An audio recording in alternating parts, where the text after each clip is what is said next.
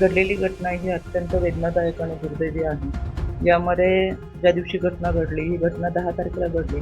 त्याच दिवशी रात्री आरोपीला पोलिसांनी अटक केलेली आहे. या आरोपीच्या संदर्भात 2013 मध्ये सुद्धा एक पोक्सो अंतर्गत गुन्हा दाखल झाला होता. यामध्ये काही कालावधीची शिक्षा भोगून बाहेर आल्यानंतर या आरोपीने त्या 2013च्या घटनेमध्ये संबंधित व्यक्तींना ज्यांनी मदत केली, तो मनामध्ये राग ठेवून हे कृत्य केलेलं आहे. त्याच्यामध्ये खरं तर ही राक्षसी वृत्ती आहे. माणसांच्या कल्पामध्ये वावरणारी ही हिंस्र स्वभाव आहे. त्याच्यामध्ये 2024ला सुद्धा संबंधित मुलीचा जो विनयभंग झाला होता, त्याच्यानंतर ती जी घटना आहे, त्याच्यामध्ये मुलीचा मृतदेह हा विहिरीत आढळून आला होता. ती केससुद्धा आता एस-पी साहेबांकडून रिओपन केली जाईल. त्याच्या मागच्या केसच्या मध्ये काही इथल्या ग्रामस्थांच्या म्हणण्यानुसार काही त्रुटी राहिलेल्या, की तपास पूर्णपणे किंवा व्यवस्थित झालेला नाहीये. तर असं काही असेल तर आम्ही त्यावेळेचा सुद्धा तपास यंत्रणेच्या माध्यमातून सगळे पुरावे गोळा करू. याच्यामध्ये त्यांना काही माहिती द्यायची असेल, अजूनही त्यांच्याकडे काही पुरावे असेल, तर ते एकत्रित करू. त्या घटनेच्या संदर्भातले तो तपासही पूर्ण होईलच. आत्ताच्या घटनेमध्ये सुद्धा फॉरेन्सिक लॅबचा अहवाल हा तातडीने आम्हाला मिळेल. तो अहवाल तर येईलच. तो पुरावा म्हणून कोर्टामध्ये सादर केला जाईल. याच्यामध्ये DNA टेस्टचा अहवाल जो आहे, तोही लवकर मिळेल आणि ह्या सगळ्या पुराव्यांना घेऊन कोर्टात ही बाजू अतिशय ताकदीने मांडली जाईल, जेणेकरून आरोपीला फाशीची शिक्षा होईल. याच्यासाठी आयोग म्हणून सुद्धा आम्ही याच्यामध्ये पाठपुरावा करू. यामध्ये कोल्हापूरचे खोचे असेल, त्याचबरोबर वेल्ल्याची कातकरी समाजाची घटना असेल, कोथरुणेचं प्रकरण असेल, अशाच स्वरूपाची ही प्रकरणं घडल्यानंतर आयोग म्हणून आम्ही तिथे भेटी दिली होती, पण नंतर त्याचा पाठपुरावा केला. या तिन्ही घटनेमध्ये आरोपीला फाशीची शिक्षा झालेली आहे. त्याच्यामुळे याही आरोपीला फाशीची शिक्षा होईल, याच्यासाठी आयोग म्हणून आम्ही सातत्याने त्याचा पाठपुरावा करू.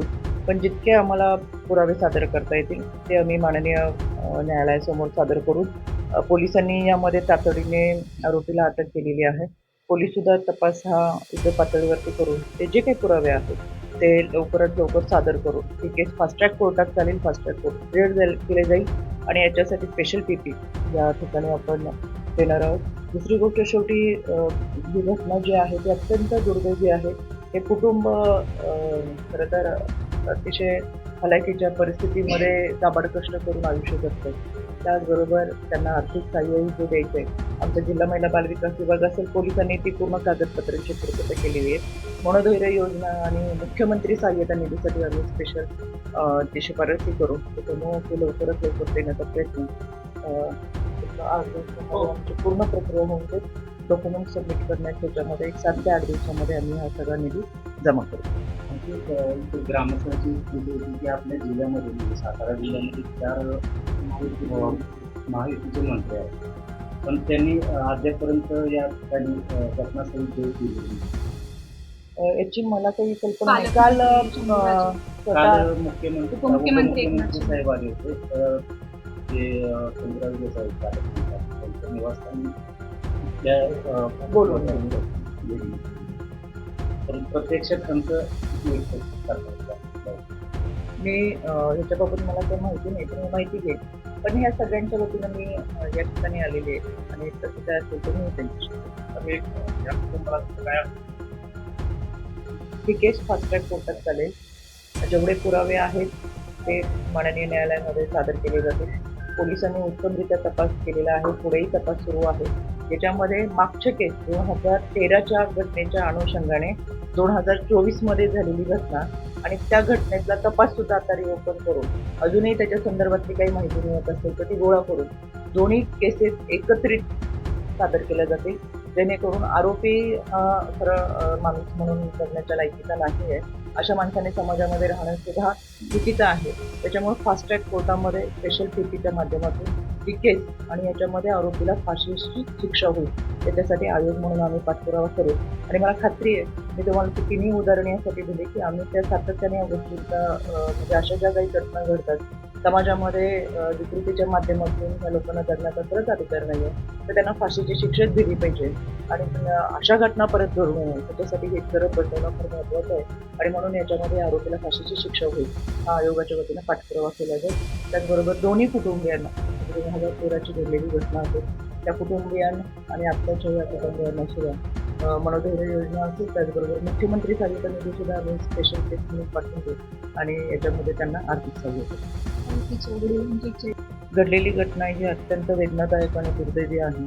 यामध्ये ज्या दिवशी घटना घडली, ही घटना 10 तारखेला घडली. त्याच दिवशी रात्री आरोपीला पोलिसांनी अटक केलेली आहे. या आरोपीच्या संदर्भात 2013 मध्ये सुद्धा एक पोक्सो अंतर्गत गुन्हा दाखल झाला होता. यामध्ये काही कालावधीची शिक्षा भोगून बाहेर आल्यानंतर या आरोपीने त्या 2013च्या घटनेमध्ये संबंधित व्यक्तींना ज्यांनी मदत केली, तो मनामध्ये राग ठेवून हे कृत्य केलेलं आहे. त्याच्यामध्ये खरं तर ही राक्षसी वृत्ती आहे. माणसांच्या कल्पामध्ये वावरणारी ही हिंस्र स्वभाव आहे. याच्यामध्ये 2024ला सुद्धा संबंधित मुलीचा जो विनयभंग झाला होता, त्याच्यानंतर ती जी घटना आहे, याच्यामध्ये मुलीचा मृतदेह हा विहिरीत आढळून आला होता. ती केस सुद्धा आता एस पी साहेबांकडून रिओपन केली जाईल. त्याच्या मागच्या केसच्या मध्ये काही इथल्या ग्रामस्थांच्या म्हणण्यानुसार काही त्रुटी राहिलेल्या, ते तपास पूर्णपणे किंवा व्यवस्थित झालेला नाहीये. तर असं काही असेल तर आम्ही त्यावेळेचा सुद्धा तपास यंत्रणेच्या माध्यमातून सगळे पुरावे गोळा करू. याच्यामध्ये त्यांना काही माहिती द्यायची असेल, अजूनही त्यांच्याकडे काही पुरावे असेल तर ते एकत्रित करू. त्या घटनेच्या संदर्भातले तो तपासही पूर्ण होईलच. आत्ताच्या घटनेमध्ये सुद्धा फॉरेन्सिक लॅबचा अहवाल हा तातडीने आम्हाला मिळेल. तो अहवाल तर येईलच, तो पुरावा म्हणून कोर्टामध्ये सादर केला जाईल. याच्यामध्ये DNA टेस्टचा अहवाल जो आहे तोही लवकर मिळेल आणि ह्या सगळ्या पुराव्यांना घेऊन कोर्टात ही बाजू अतिशय ताकदीने मांडली जाईल, जेणेकरून आरोपीला फाशीची शिक्षा होईल. याच्यासाठी आयोग म्हणून सुद्धा आम्ही याच्यामध्ये पाठपुरावा करू. यामध्ये कोल्हापूरचे खोची असेल, त्याचबरोबर वेल्ल्याची कातकरी समाजाची घटना असेल, कोथरुणेचं प्रकरण असेल, अशाच स्वरूपाची हे प्रकरणं घडल्यानंतर आयोग म्हणून आम्ही तिथे भेटी दिली होती, पण नंतर त्याचा पाठपुरावा केला. या तिन्ही घटनेमध्ये आरोपीला फाशीची शिक्षा झालेली आहे. त्याच्यामुळे याही आरोपीला फाशीची शिक्षा होईल याच्यासाठी आयोग म्हणून आम्ही सातत्याने त्याचा पाठपुरावा करू. पण जितके आम्हाला पुरावे सादर करता येतील ते आम्ही माननीय न्यायालयासमोर सादर करू.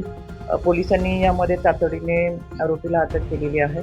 पोलीस सुद्धा तपास हा युद्ध पातळीवरती करून ते जे काही पुरावे आहेत ते लवकरात लवकर सादर करू. ही केस फास्ट ट्रॅक कोर्टात चालेल, फास्ट ट्रॅक कोर्ट क्लिअर केले जाईल आणि याच्यासाठी स्पेशल PP या ठिकाणी आपण देणार आहोत.